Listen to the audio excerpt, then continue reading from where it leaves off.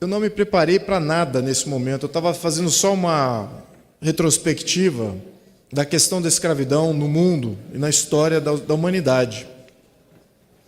Eu percebi que a escravidão ela é tão antiga quanto a humanidade. É quase que um aspecto da natureza humana. Eu gosto de ler os clássicos gregos, assim como da história do Império Romano.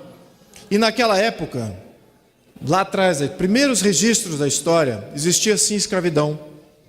Escravidão de atenienses contra espartanos, escravidão entre os povos asiáticos, escravidão entre as tribos africanas, escravidão das tribos indígenas umas com as outras, independente de raça sim, mas entre si. Faz parte de um aspecto do ser humano. Então, nesse contexto, é muito importante entender o que combate a escravidão. É muito importante entender o porquê que existe a escravidão no ser humano. Deputado, eu tô querendo pedir como...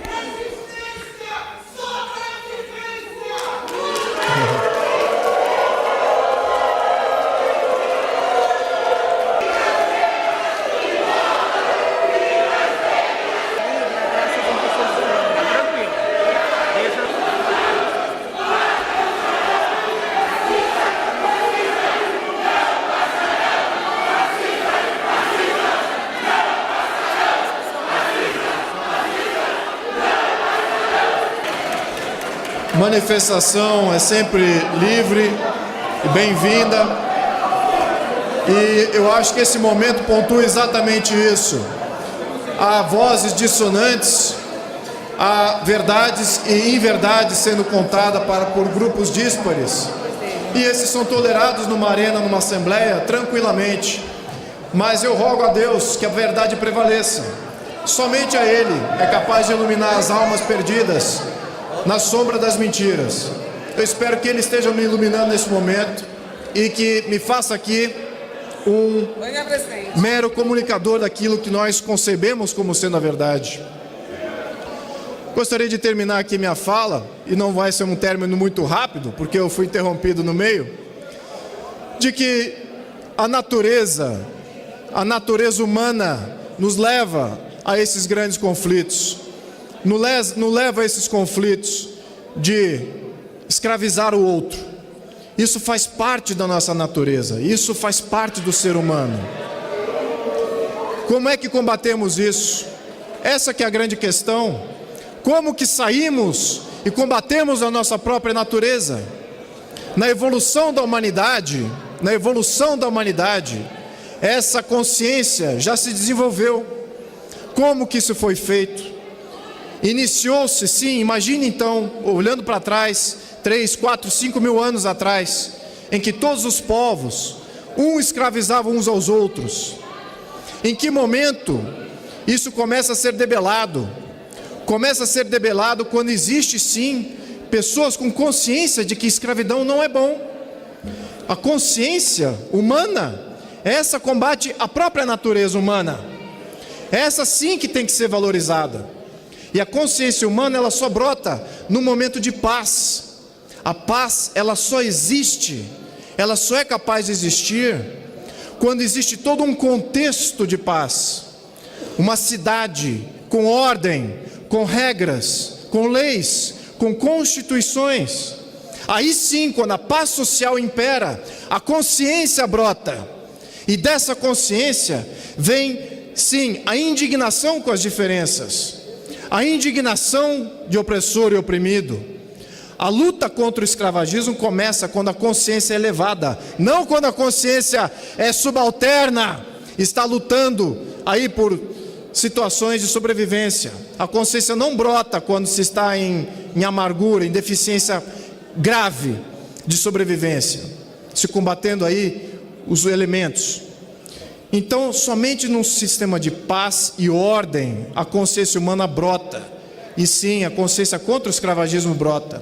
Isso começou na Grécia Antiga, 2000 anos antes de Cristo, até 1000 anos antes de Cristo. Algumas cidades de Atenas, ao redor da Grécia Antiga, já haviam libertado, já haviam abandonado o escravagismo. Solon, em 700 anos antes de Cristo, havia decretado o fim da escravatura na Grécia Antiga. E por que ela não prevaleceu? Por que aquela escravatura que ele decretou ali não prevaleceu nos outros povos? Porque os outros povos sim eram dominados ainda por suas motivações não conscientes de busca de poder, busca de expansão ilimitada daquilo que eles acreditavam que ser a paz através da guerra, da expansão. Muito bem, num contexto moderno isso se perdeu completamente. Voltamos aqui a 2000 anos atrás. Estou fazendo uma regressão aqui histórica da questão de escravatura para chegar no momento atual. 2000 anos atrás, quando temos aí o povo egípcio escravizando o povo judeu, e a grande fuga que foi promovida ali com Moisés, a consciência sim do povo judeu de que aquela situação não era digna daquele povo. A luta sempre existiu pelo abolicionismo, diferentes povos, diferentes momentos da história. Acelerando a questão do ponto de vista do Brasil, quando que o abolicionismo cresce? Quando que o abolicionismo ganha força? É quando o Estado brasileiro é criado, quando existem leis e regramentos constitucionais, de acordo com a Constituição de 1824, que permite paz e ordem na terra. A consciência começa a se elevar, a indignação contra a escravatura começa a se elevar. Somente em condições de paz e ordem social, e sim valores, sem dúvida. Lembrando aqui, voltando um pouquinho na história, se não fosse o cristianismo, não haveria libertação de escravos na Europa? Todos os... Sim.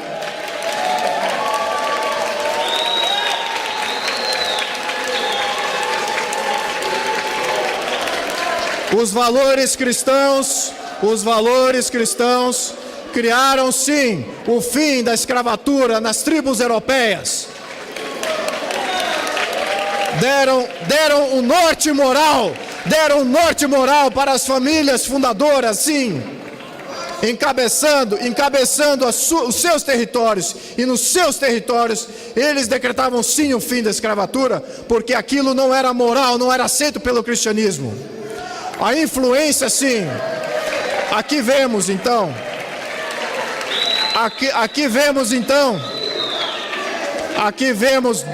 a convergência de dois fatores importantes na história da humanidade. A criação do Estado, que domina a história, que domina as leis e as ordens.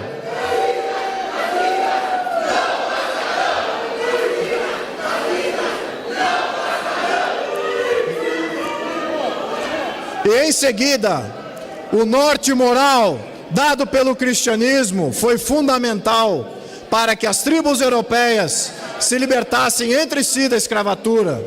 Claro, eles não promoviam a escravatura fora da Europa, isso não.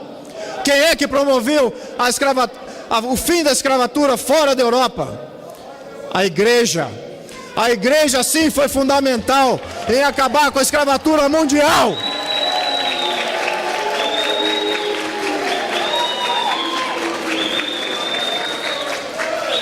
Então, senhores, nesse momento eu gostaria de incorporar um terceiro grupo que foi fundamental para a abolição efetiva e mundial, independente uma das outras, esses movimentos abolicionistas, os ativistas abolicionistas, dotados sim de uma consciência cristã, vivendo sim em paz, criada por um Estado de Direito.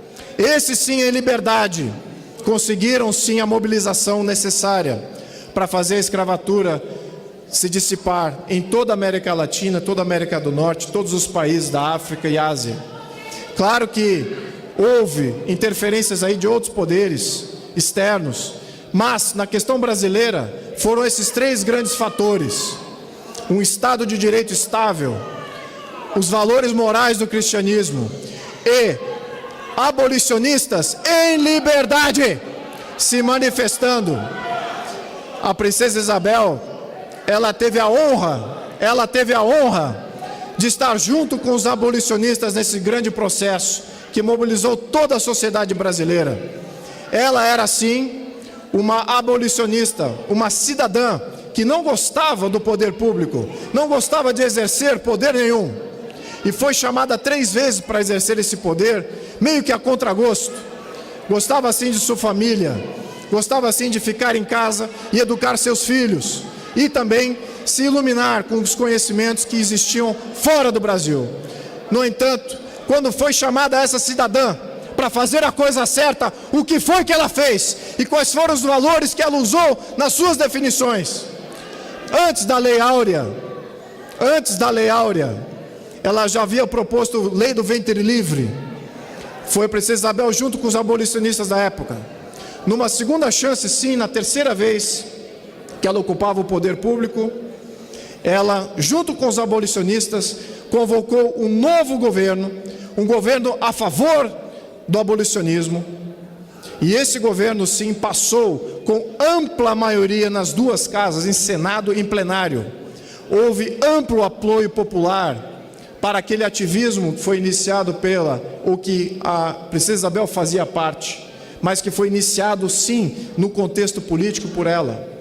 Naquele momento, sim, houve uma convergência sui generis entre poder público e vontade da população. Claro que os grupos de interesse não gostaram nada disso, os grandes escravagistas não gostaram nada disso, coadunaram com os republicanos, que era uma minoria que perdia força política, e fizeram um golpe militar que terminou com a grande revolução social que todos os abolicionistas da época queriam ver. Não foi mais os abolicionistas que ocuparam o poder desde então. O espaço que foi concedido pela princesa Isabel no poder público aos abolicionistas nunca mais se materializou, sobretudo na Primeira República. Foram todos ostracizados do poder público, foram todos exilados, incluso a princesa Isabel e sua família. Senhores, poucos sabem da honra que é estar aqui nesse momento.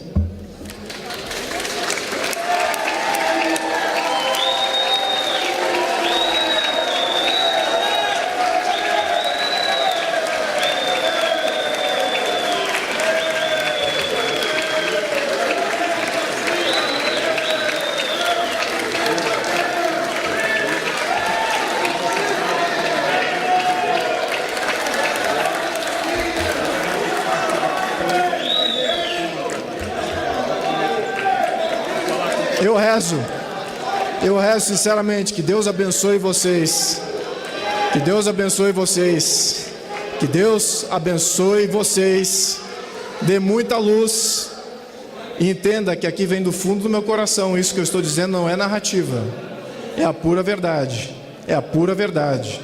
O que eu narrei aqui nesse momento foi a nossa história. A nossa história não foi o que está sendo contado por vocês, vocês me desculpem.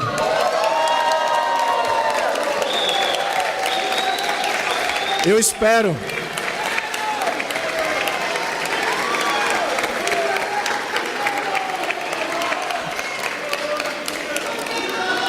espero que uma reconciliação com esse prumo histórico seja estabelecido, que nós consigamos ver a verdade e seguir a linha da verdade, que haja assim um reconhecimento deste momento. Eu gostaria de agradecer aos 100 mil paulistanos, mais de 100 mil paulistanos, paulistas do estado de São Paulo, que me colocaram neste momento, sabendo que eu não representava nenhuma causa local do estado de São Paulo, mas sim me contaram que representava sim um contexto nacional. Isso sim, eu gostaria de agradecer a todos eles, gostaria de agradecer a todos vocês que estiveram presentes, incluso os manifestantes, porque mostraram aqui que há sim algumas reconciliações que precisam ser feitas em termos de narrativa e daquilo que é a verdade. Espero que isso seja o início de um debate com menos gritaria e mais conversa. Estou aberto a tudo isso.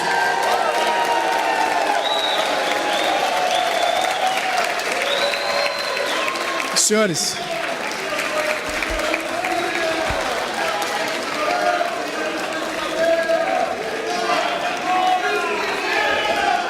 encerro esse discurso, essa interferência, agradecendo a minha atriz-avó, a princesa Isabel, e a Deus. Muito obrigado a todos vocês.